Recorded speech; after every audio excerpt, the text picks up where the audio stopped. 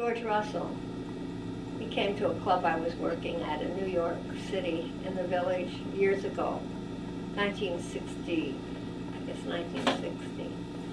And he had a student of his, a piano player, that was playing there for all the singers, and his name was Jack Riley, and Jack had invited George to come down. So George came to hear him, and he heard me, because Jack was playing on the jam session night, which was a Monday night. And so he heard me sing,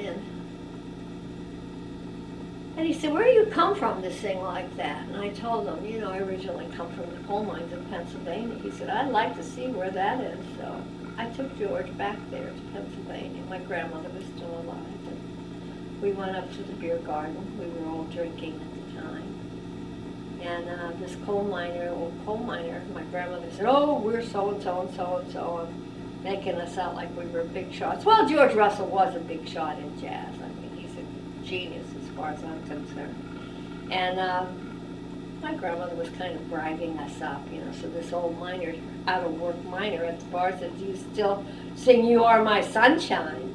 I said, "Oh, no, I don't sing that anymore." And he said, "Why not?" And then George Russell said, "Yeah, why not?" And I said, "Because I don't sing that song anymore." You know, I sang that as a little kid, so he went over and started playing it. And I started to sing it, and then my grandmother didn't like the way he played. She said, "That's not the way that song goes."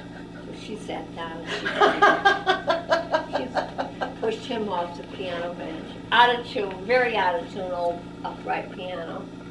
And then I started singing it. And then a few weeks later, after we came back to New York, he called me up. He said, "Come down, I want you to hear something."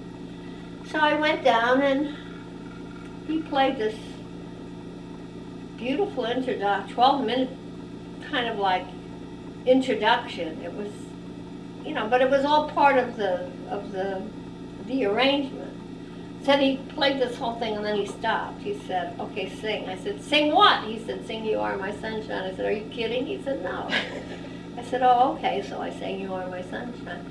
And then I said, "But there's nobody playing behind me." He said, "Well, you used to sing along when you were a kid, so what's the big deal?" I said, "Oh, okay." So I sang it. And then second chorus, he had all these muted, and then all that stuff he has going on. And then he paid and had a demo made of me, and he took it around. He took it to Prestige or Mercury, one of those, and Quincy Jones was the A&R man at the time. So he sent me a letter. He was going to record me, but I'd already agreed to do a recording for Blue Note. So that's how I got my first recording through George taking it. But also Alfred Lyons at the time, his girlfriend she's now his wife, was a singer at the Page 3 where I worked, and so she brought Alfred in to hear me in person. Mm-hmm. So that's how I did Portrait of Sheila. And it was George's idea to use guitar, not piano, mm-hmm. guitar, bass, and drums. Mm-hmm. He really felt that I should use guitar.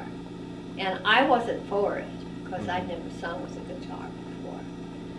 And I was used to the piano. Yeah, I just sang my songs. I wasn't thinking about what's what, but I was used to a piano, and I'm glad I did that, because there wasn't any recordings I don't think there were that many recordings of singers with guitars at the time. Mm-hmm. I really don't. I think it was before Ella and Sarah. I think it was really before a lot of them did it. And so George just heard that, and of course he loved Barry Galbraith. Who doesn't, you know?